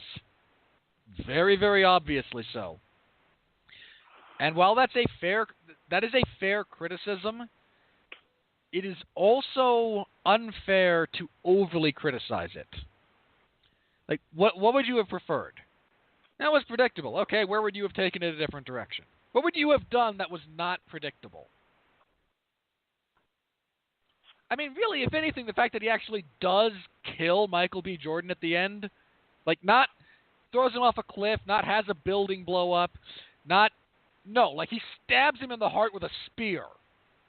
But never mind the fact that he stabs them. They were in the middle of a fight to the death, which one of them was going to get killed. That's what happens in the fight to the death. What I actually thought was not predictable, and what I thought was a really nice way to do the ending, was him talking about, my father always wanted to bring me back to Wakanda. He said the sunset is the prettiest on earth, and then T'Challa brings him to the cliff, and it was like, He lets him see it. Yeah, he lets him see it, and then he offers to heal him. And then of course, he's like, I'd rather, like, you're just going to lock me up. I'd rather die, quite frankly. Like, okay, well, that's certainly a choice. Fair. I guess it's a valid choice. People make that choice all the time. That's fair. Yeah, but I mean, and Mark has to determine whether or not they're suicidal when they're brought in. I mean, I bring that up because that's the first time I've ever seen that in a Marvel film. You have just kind of running through a lot of them. They pretty much, a lot of the heroes end up killing the villain pretty much outright, or the villain sort of dies passively, but they die. You don't really have an attempt by, I mean, even Vision just fucking kills Ultron in cold blood. It's like, they have that nice. I'm not sure you can call it cold blood considering it's Ultron, but yeah, he just blasted him. Yeah, he just he's like they have this sort of heart to heart at the end of the movie, and then he's like, well, it's been real, bud. It's really cool. It's been real, Dad. Bang. But I was born yesterday. Mads Mikkelsen's character fucking dies at the end of Doctor Strange with no problem. All of the Iron Man villains pretty much die without issue. It's like the only villain that I think anyone tried to save was Baron Zemo. Suddenly Zemo. That's so true, and T'Challa should have killed him.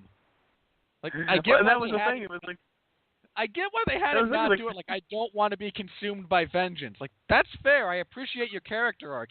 He was one of the more interesting parts of Civil War. Yeah. You still should have killed him. I would have so much preferred. Kill himself. This is one of the few times they've actually saved the villain. Yeah, like, I would have so much preferred that he guys sit there with a gun, like, no, I'm going to off myself. What, are you going to kill me? No, I really don't want my life to be consumed by vengeance, but you got a gun. Go ahead and off yourself. It's really no skin off my nose. Ego, the living planet, fucking dies in Guardians. Ronan the Accuser dies. Yellow Jacket dies. Everyone dies in the Marvel Universe, and the only one that ever makes it is Loki. Yeah, and we really are starting to wish that he hadn't. Like I am. Really. All right, really. Victoria Alexander of FilmsInReview.com. With a bloated 2-hour, 15-minute running time, Coogler ran out of ideas. He, once again, didn't want to go see a Marvel movie. Again, like I agree. Like this is a long movie. It's over 2 hours by a non-trivial margin. That doesn't mean you ran out of ideas. Like, this movie is not struggling to fill time. It's struggling to adequately portion the time. That's not the same thing. That is really not at all the same problem. So, speaking of time, Louise Keller of Urban Cinephile, dialogue heavy with a confused sense of place. This mega-budget Marvel might be a misfire for anyone beyond the fan base. Well, that's just not true at all, you asshole.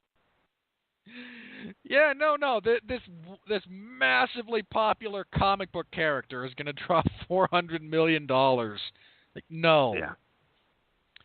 The number of people, like, the fan base was aware of him when he was introduced.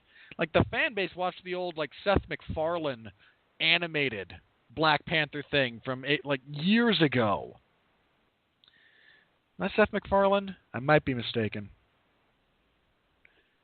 I don't know. But yeah, there was an animated show that I can't remember where it originally aired for the life of me. But anyway, there's really just like you really didn't think this was going to hit big, buddy? Really? Like, are you that unplugged from the world? Like, I hate the world, and even I knew. Like, no, there's money. They're printing money here. that's the thing. Like, to one degree or another, like I keep bringing up Doctor Strange. You know, even like they're not so popular C and D-list characters make money because the whole thing.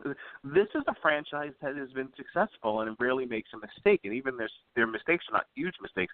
Again, this isn't the DC cinematic universe or even Transformers.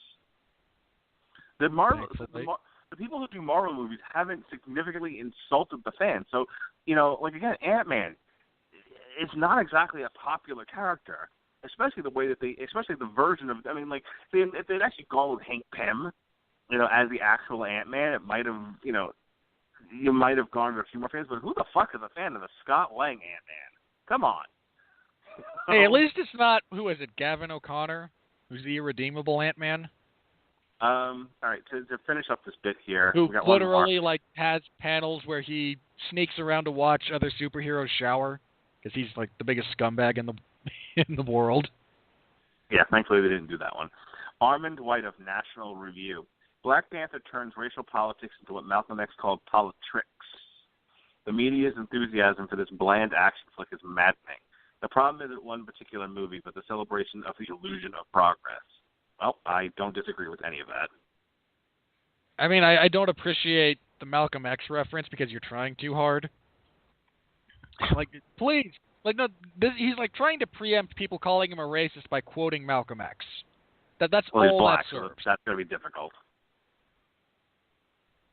Like, again, that's all that particular quote serves is like, well, you didn't like it, you must be a racist. No, see, look. I am culturally literate. But, I mean, he's not really, like, my biggest gripe with the criticism around this movie has been people overblowing it. Like, really overblowing it. Like, this is great. This is completely revolutionary to filmmaking. I'm like, how? Please, explain to me how. Wow, he gave Justice League a fresh rating. Okay, this guy's Justice League is one of those Justice League is one of those wondrous Zack Snyder extravaganzas that fulfill the aesthetic potential of comic book graphics and achieves essential cinematic kinetics. And he gave a shitty review to I, Tonya. Wow, this guy's an asshole. I haven't seen I, Tonya, but it stars Margot Robbie, and Margot Robbie's kind of terrible. Margot Robbie is the hotness. I'm sorry, you don't I was think not so. making a comment on you're her in love physical attractiveness. You're in love with Joanna Champion. I keep forgetting. I'm sorry, who? Joanna Champion. Who? You know who I'm talking about. I legitimately have no idea. Joanna Champion. There is no such person. The fucking is she strawweight? The UFC female champion chick. No, Rose Namajunas is like with Pat Barry, and I have to question every decision she's ever made in her life that led her to that conclusion. Wait, Thug Rose beat... Oh, that's right, she did, didn't she? Oh, God, I'm so behind on the UFC. If I'm reading this correctly, he gave Fantastic Four Rise of the Silver Surfer a really good review. So his best reviewed movies, and there's a list here with a link, and one of them is Fantastic Four Rise of the Silver Surfer. This guy's a moron. I mean, I was struggling a bit with the Justice League thing because Zack Snyder actually does have the best ability to translate comic pages onto the screen. Like he is great at that. But Joss Whedon directed the majority of the reshoots of Justice League because who knows why. All right. Let's start to wrap up here. All right, so as I said before, as far as the calendar goes, we're going to take another week off. I'm going to do Black Sails Season 2 with Ronnie Adams. Can I very briefly address about Rotten Tomatoes? You're an aggregate. Your job is to collect data and then present it to the wider world. That's your purpose. I mean, I know you were worried about your data being corrupted and trolled by people, especially after the Last Jedi thing. But really, coming out and just saying we're going to be removing... Now, bear in mind, when they wanted to avoid like bigoted, hateful reviews of this Black Panther artificially contaminating the data.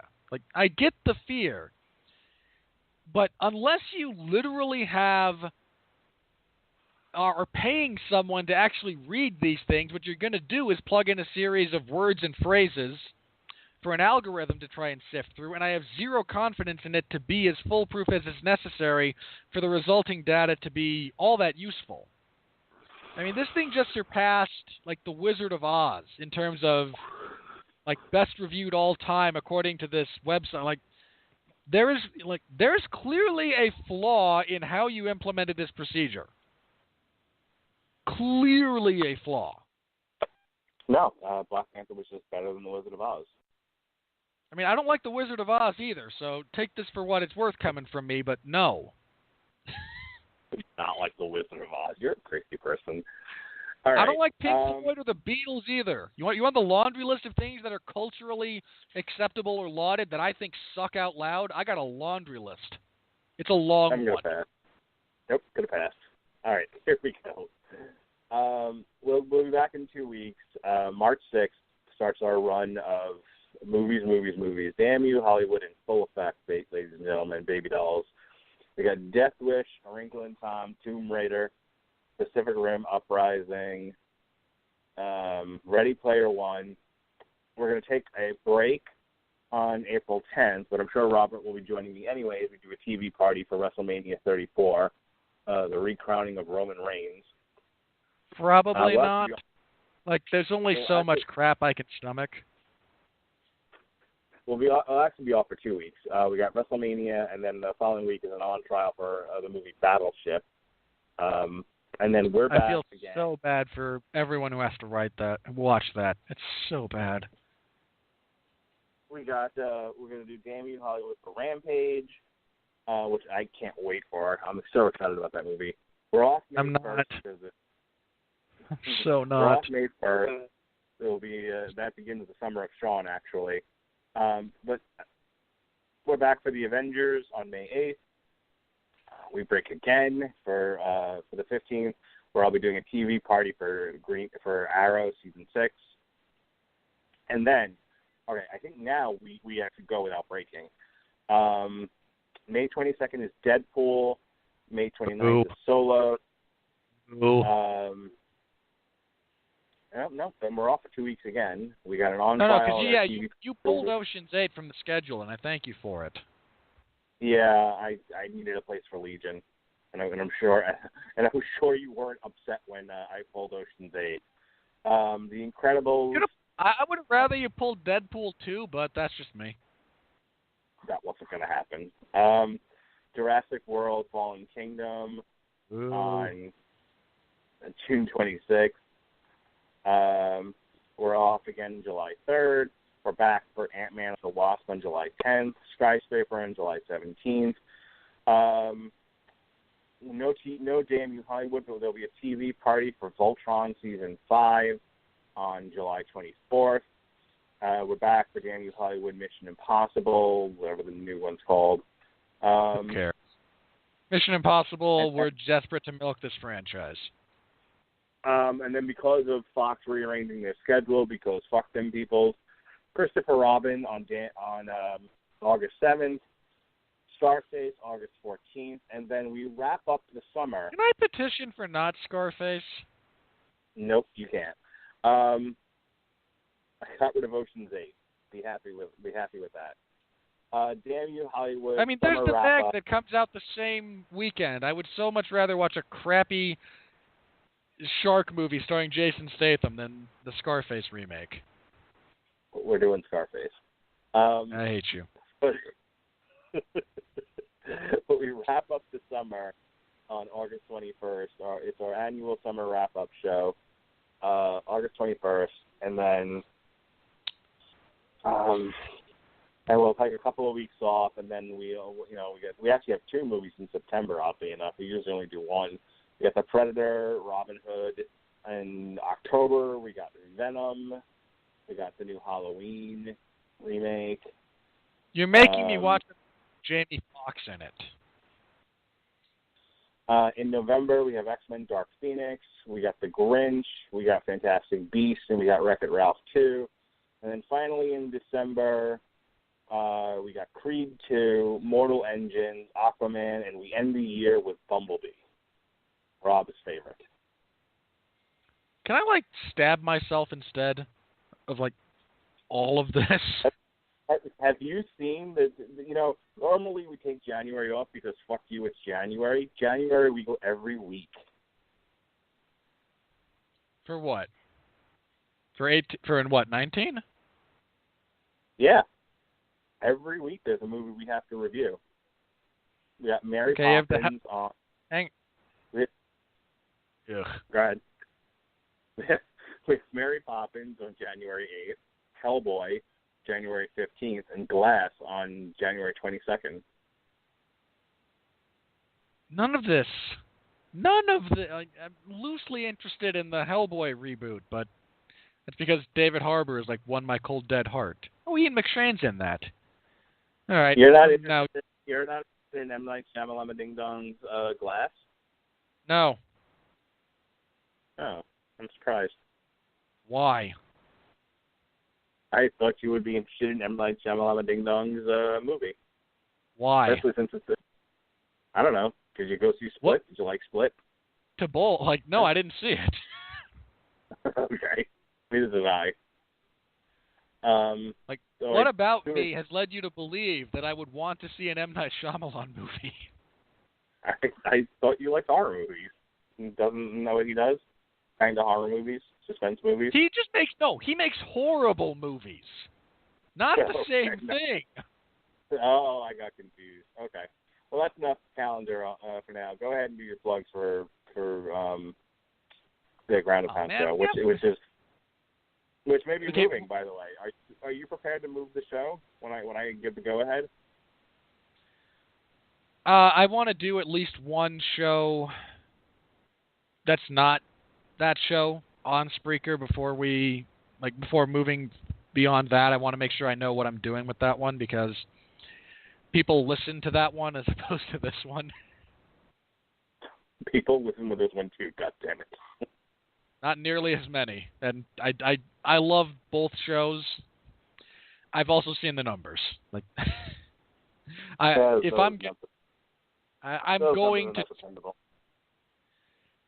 I'm going to want to make sure that I've got things kind of smoothed out before moving that one. That's fine. We'll probably do this show before I completely discontinue my Block Talk Radio account.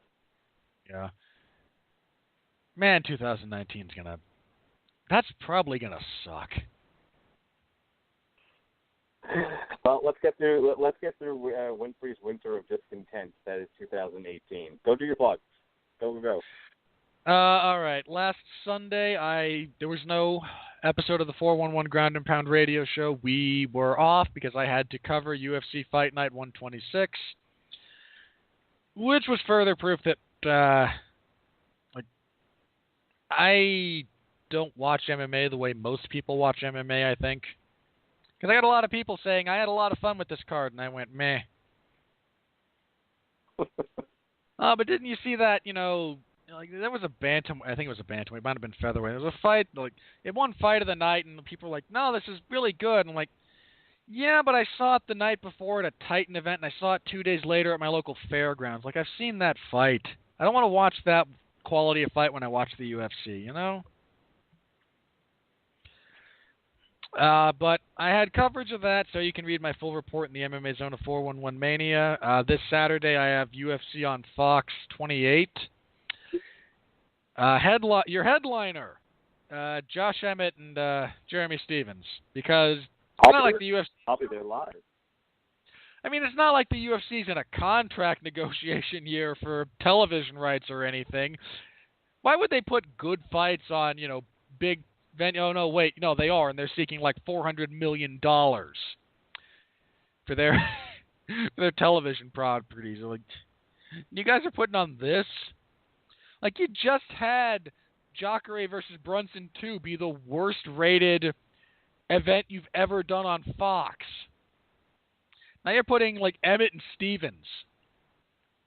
I don't hate that fight necessarily, but really, that's your main event for Fox?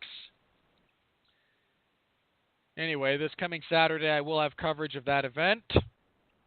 I'll be there stop live. by. I know, and I will be relaying any live tidbits you can give me because I'm weird like that. So when Jessica Andrade and Tisa Torres come out and fight, and you're sitting in the section of people who are shouting vulgar lesbian things at both of them, I do wish to know that you still live in morally, that. Are you morally against saying the phrase "show me your tits"? Because that's what they're going to chant is "show me your tits," so you can't say "show me your tits." Is there a problem here? I mean, I'd like to think that if that's what you want, you live in Florida. There are 1 billion strip clubs.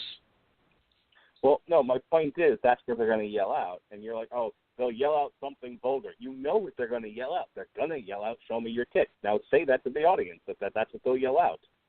I am not going to say that. Oh, you. What do you mean, oh, me? No, I only have no, you know what, I can't even say that. I was about to say something like, no, I have, dignity or self-control, or I like to be slightly more mindful of what I say, but then I think back to the last 2 hours and go, nope, you have your leg to stand on there after doing this show for as long as you have is pretty well shot. I'm still not going to say it. Okay, I'm done pushing this particular bit of nonsense. All right. And then this coming Sunday, we will have an episode of the 411 Ground and Pound radio show. We'll review that fight night, the UFC on Fox event, and we'll preview UFC 222, which should be a case study about why you don't one-fight cards. Because this started out, seriously, the main event was supposed to be Max Holloway and Frankie Edgar. Great fight. Love that fight. Want to see that fight because I think Max Holloway will finish Frankie. Max gets injured, which sucks. But the next fight down on that card originally was Stefan Struve versus Andrei Arlovsky, which might have been a passable main event 10 years ago if it was a main event for a Spike card. So instead, we negotiate, and now we have Chris Cyborg versus Yana Kunitskaya in your main event. And Brian Ortega said, sure, I'll fight Frankie Edgar on short notice in the co-main slot, because Brian Ortega's awesome. So we'll preview that card. It's not a good card. It's really not. One of the prelims is CB Dollaway and Hector Lombard. They both still have jobs. It's shocking to me. Anyway, so you can tune in to hear us talk about that. I think that's everything. Then I'll be back again in a couple of weeks here with Mark. Further, that really starts. I didn't have anything against Black Panther. But we're going to start, I'm going to start looking at alcohol more and more longingly as this year goes on. Because I don't drink. Winfree, what did you think of Buffalo movie, Alex My Liver? Could I get kicked in the body by Boss Rutan instead of seeing this movie? All right, we're done here. Yeah, I don't want 20 minutes of how you'd rather be tortured than have to go see some of the shit that I picked this year. So let's move this on. I would just rather have temporary, intense physical suffering than hours of emotional and mental suffering watching some of this. It's an either or, and I take shutting my hand in a door. That's gonna hurt, but it'll get better within the next 30 minutes. All right, folks, it's been fun. This is probably going to be the last time you hear Damn You Hollywood on Blog Talk Radio unless something strange happens. So it's been an interesting run. We'll be back in 2 weeks. Hopefully we'll be on Spreaker full time at that point. We'll see how things go. For Robert Winfree, who would rather be kicked in the balls than dragged through the winter of his discontent, and for Mark Radulich, who enjoys torturing said Robert Winfree, be well, be safe. Be well, be safe, and behave.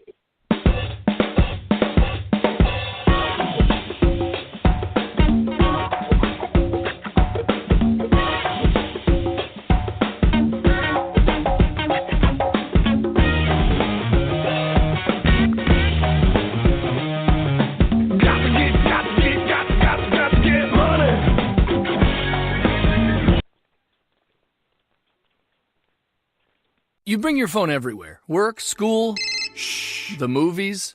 Now you can bring it to an Xfinity store for an easy way to switch to Xfinity Mobile, a new kind of network designed to save you money.